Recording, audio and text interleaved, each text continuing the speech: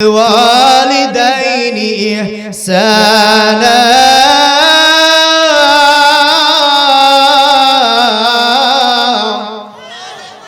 হয় নাই এই আল্লাহু আকবার বললি কণ্ঠ ঠিক হবে না বুঝেন না আপনারা যত সুন্দরভাবে চিৎকার দিয়ে এ আল্লাহু আকবার এটা কার নাম জোরে বলেন কার নাম এটা আল্লাহর নাম না এজন্য আল্লাহর নাম যদি জবান খুলে স্পষ্টভাবে শক্তি নিয়ে যদি আপনি যদি উচ্চারণ করেন এই জবান হাসরের ময়দানে আল্লাহর দরবারে সুপারিশ করবে চিৎকার দিয়ে বলি সুবহানাল্লাহ এজন্য কালামে পাক কোরআন শরীফ যখন তেলাওয়াত করব আল্লাহু আকবার জোরে বলবেন ইনশাআল্লাহ وَقَضَى رَبُّكَ أَلَّا تَعْبُدُوا إِلَّا إِيَّاهُ وَبِالْوَالِدَيْنِ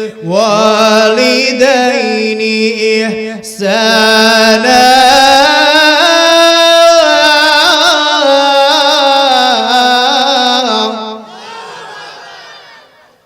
আমার আল্লাহ রাব্বুল আলামিন বলেন হে পৃথিবীর মানুষ তোমরা শুনিয়া লও আমি আল্লাহ তাআলার পক্ষ থেকে ফয়সালা তোমার মা বাবার সাথে তোমরা সদা সর্বদা ভালো ব্যবহার করবা তোমরা কখনো মায়ের সাথে খারাপ ব্যবহার করবা না তোমরা কখনো বাবার সাথে খারাপ ব্যবহার করবা না তোমরা কখনো মা বাবার সাথে কখনো খারাপ ব্যবহার করবা না সদা সর্বদাই মা বাবার কাছ থেকে তোমরা দোয়া নিবা আমার ভাইরা আপনারা জানেন কাবা শরীফের ইমাম সে কিন্তু কাবা শরীফের ইমাম যিনি হয়েছেন সে কি চরমাল সাপাড়ার ইমাম আর কাবা শরীফের ইমামের মান এক আমার কথা কি আপনারা বুঝতেছেন কাবা শরীফের ইমাম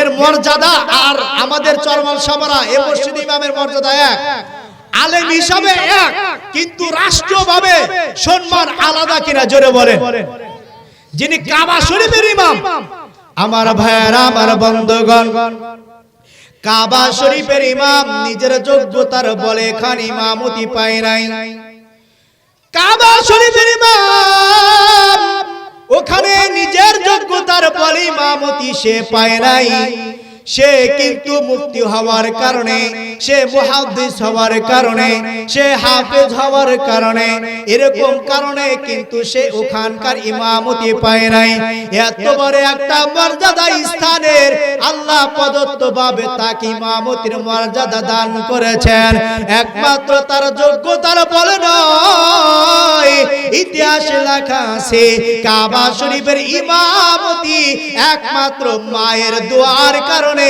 আল্লাহ তাআলা ইমামতি দান করেছে বলে সুবহানাল্লাহ মায়ের দোয়ার কারণে কাবার ইমামের ইমামতি হইল আমার ভাইরা মক্কা মদিনা লিখতে মক্কা মদিনা মক্কা এত বড় একটা মর্যাদাশীল একটা জায়গার নাম মদিনা এত সুন্দর মর্যাদাশীল একটা জায়গার নাম এ মক্কা লিখতে মিম লাগে মদিনা লিখতে মিম লাগে কোরআন মাজিদ লিখতে মিম লাগে বাংলাদেশ নয় সারা রাষ্ট্রের ভিতরে যত মর্যাদাশীল রয়েছে প্রত্যেকটা দামি জায়গার সাথে আমার আম্মা জানদের ম শব্দটা আমার আল্লাহ তাআলা লিপিবদ্ধ করে রাখছে বলে সুবহানাল্লাহ আমার ভাইরা সেজন্য মা বাবার সাথে কখনো খারাপ ব্যবহার করা যাবে না বর্তমান সময় কমাস কম 100 এর ভিতরে 80% রুমের ভিতরে সংসারের ভিতরে পরিবারের ভিতরে মাকে দেখে বাবাকে দেখে সন্তান 100 এর ভিতরে 80% রয়েছে এমনও কি এই বৌমাগুলো দেখা যাওয়ার এলাকার ভিতরে 100 এর ভিতরে 100% বৌমাগুলা নিজের শ্বশুর আর শাশুড়িকে খেদমত করে তাদের সাথে সৎ ব্যবহার করে আর বাকি অংশ পরিবারের ভিতরে শ্বশুর আর শাশুড়ির সাথে কথা মিল নাই সম্পর্ক নাই কথা চলে না কথা মিথ্যা বললাম না সত্য বললাম জোরে বলে মিথ্যা না সত্য পরিবারের ভিতরে এরকম সন্তানের বউয়ের সাথে কোনো শাশুড়ির সাথে মিল নাই, কোনো শ্বশুরের সাথে কোনো মিল নাই। কারণটা কি? কারণটা একটা, ওই রুমের ভিতরে, ওই সংসারের ভিতরে ইসলাম নাই, কোরআন তেলাওয়াত নাই। আমার আম্মা জানেরা খুব গভীর মনোযোগ, আমার যুবক ভাইরা রে, তোমাদের পায়ে ধরে বলিয়া যায়, ওগো যুবক ভাই, তোমার স্ত্রী যদি, তোমার শাশুড়ি তোমার মায়ের সাথে, তোমার বাবার সাথে যদি খারাপ আচরণ করে, তুমি সুন্দরভাবে তোমার স্ত্রীকে কাছে ডাকবা, ডাকার পরে বলবা, ও পরের স্ত্রী, তুমি তো পর না, তুমি আমার আপন, তুমি আমার আপন, আমার মা বাবাও তো আমার পর নয়। সে যদি আমাকে দুনিয়াতে না আনতো তাহলে তো আমি বড় হইতে পারতাম না। আমার আম্মা যদি আমাকে, ওনাদের বুকের দুধ যদি আমাদেরকে পান না করাইতেন তাহলে কিন্তু আমি আর তুমি বড় হইতে পারতাম না।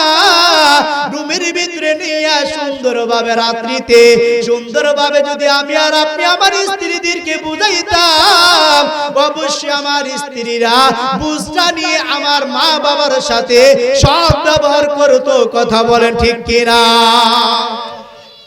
এজন্য আমার ভাইরা, যে কথাটা বলতেছিলাম, কাবার ইমাম এমনি কিন্তু কাবার ইমাম হয় নাই, এমনি কিন্তু কাবার ইমাম হয় নাই।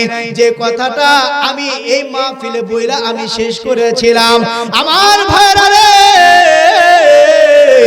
একজন আম্মা জান, একজন আম্মা জানের সাথে একজন সন্তান, তার একমাত্র সন্তান, আদরের সন্তান, মায়ের সাথে বেয়াদবি করেছিল। বেয়াদবি করতে করতে বেয়াদবির মাত্রাটা একটু বাড়ায় গিয়েছিল।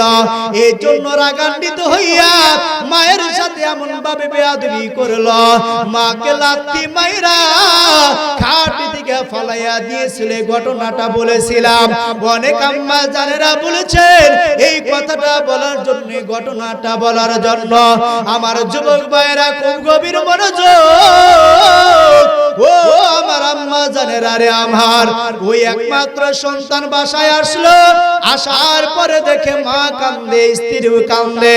সন্তান কাজে দিকে আসার পরে স্ত্রীর কাছে যাইয়া বলে, পানের স্ত্রী আমার, তোমার কি হয়েছে? তুমিও কান্দো। ওই দিকে দেখে আমার আম্মাও তো কান্দে। আমি বিষয়টা বুঝলাম না, সারা রাত বাইরে কাজ করলাম, এখন মাত্র আমি বাসায় আসলাম। কেন তোমাদের চোখে পানি? কেন আমার আম্মার চোখে পানি? আমি বুঝলাম না। কেন তোমরা কান্নাকাটি করে তো আমার বুঝে আসলো না। বৌমা ডাক দে বলে, তুমি বুঝবা না, তোমার মা আমাকে আজকে অনেক গালিগালাজ করেছে। এই কথা শুই না, সারাদিন খানা নাই, সারাদিন পানি পর্যন্ত পান করে নাই। যুবক ছেলেটা বাসায় আসার সাথে সাথে দৃশ্যটা দেখা রাগান্বিত হয়ে গেছে। বর্তমান সময় দেখবেন অনেক বউ আছে সারাদিন বাহিরে কাজকর্ম করেছেন, বাসায় আসার সাথে দেখতেছেন বউ আপনার দিকে তাকায় রয়েছে, আপনি বউয়ের দিকে তাকায় রয়েছেন, কিন্তু দেখতেছেন আপনি আর কি পরিমাণ রাগান্বিত, টেনশন, কষ্টে আছেন। আপনার বউ তার চাইতে দ্বিগুণ চেহারা বেজির মতো বানায় রাখছে। কথা বলেন ঠিক কিনা? মানে সারাদিন কাজ করছেন, কাজ করে একটু বাসায় যাবেন, বাসায় যায়া দেখবেন যে মাও সুন্দরভাবে আছে, আমার স্ত্রীও সুন্দরভাবে আছে, দুইজনের ভিতরে কোনো ঝগড়া হয় নাই। এই দৃশ্যটা দেখলে আপনার বাহিরের কষ্টটা, এটা দেখার সাথে সাথে কষ্ট এমনিতেই শান্তিতে ভরপুর হয়ে যায়। কথা বলেন ঠিক কিনা? আর যদি দেখেন বাইরে কাজ করছেন, বাড়িতে আসছেন, আসার পরে দেখতেছেন যে কি বউয়ের চেহারা দিক তাকানি যায় না, ও মনে হয় 100 আগুন। কথা বলেন ঠিক কিনা? আবার মায়ের দিকে তাকাইছেন, মাও দেখতেছেন রাগান্বিত অবস্থায়। মানে বউ কি রাগান্বিত অবস্থায়, আপনার মাও রাগান্বিত অবস্থায়।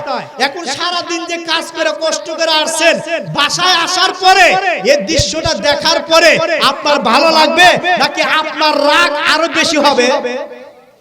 আর বেশি হবে না, জোরে বলেন। কিন্তু এই যে কষ্ট যে করলো, এটা কিন্তু মহিলা, এটা আমার মা বোনেরা বুঝলোই না যে এই যে রোদ্রের ভিতরে রিকশা চালানো, এটা কি সাধারণ বিষয়? জোরে বলেন। আবার রোদের ভিতরে মাটি কাটা, এটা কি সাধারণ? অনেক কষ্ট করে আমাদের জন্য, বুঝতে হবে আমাদের জন্য আমার স্বামী, আমাদের পুরুষেরা কষ্ট করে, অনেক কষ্ট করে ওনারা উপার্জন করে আমাদের শান্তিতে থাকার জন্য, শান্তিতে খানা খাওয়ার জন্য তারা কষ্ট করে ইনকাম করে আমাদের বাসায় নিয়ে আসে। তাদের সাথে ভালো ব্যবহার তো দূরের কথা, আসার সাথে সাথে এমন ব্যবহার করে আপনার রাগ আরো বৃদ্ধি পায়। কথা বলেন ঠিক কিনা? এগুলো কি মিথ্যা কথা না হাসা কথা? কথা বলেন, কথা বলেন, কথা বলেন ঠিক কিনা? আপনারা ভয় পেতেছেন? কে কে ভয় পেতেছেন হাত উঠিয়ে দিন ইনশাআল্লাহ। বাপ রে বাপ, সচেতন আছে। আল্লাহ কবুল করে সবাই আমিন। আরে জোরে বলে আমিন। মায়ের একদার দুধের দাম কাটিয়া গায়ের চাম, মায়ের একদার দুধের দাম কাটিয়া গায়ের চাম, পাপোশ বানাইলে মায়ের ঋণ শোধ হবে না। কথা বলেন ঠিক কিনা? মায়ের ঋণ শোধ হবে, জোরে বলেন। এই গজলে বুঝাইছে যে মায়ের একদার দুধের দাম তুমি যদি মূল্য দিতে চাও, তোমার পুরা পিঠের চামড়া, পুরা বডিটা যদি পাপোশ বানা দাও, জুতা বানা দাও, তবু মায়ের তুমি ঋণ শোধ করতে পারবে না। জোরে বলেন না সুবহানাল্লাহ। এখন আপনারা বলেন আমাদের মা আগে না আমার বউ আগে? কে কে বউ আগে দেখে হাত উঠে তো। হ্যাঁ, কে আগে জোরে বলেন? আমার মা আগে। জোরে বলেন কে আগে? মা আগে, মা আগে। আপনার আজকে নাকি 2 দিন আগে মোবাইলে দেখলাম, এই যুবক এদিক তাকাও, ওই পিছে মনে আরেকটা মাহফিল হইতেছে নাকি, ওখানে তো চোতা কম নাই দেখতেছি। এত সুন্দর, যদি এখানে বসতে কত সুন্দর লাগতো। ওরা বুঝাইতেছে আমাগরে কেউ অর্ডার দিবা, আমরা মাস্তান। কথা বলেন ঠিক কি না? এখন কি মাস্তানের অভাব?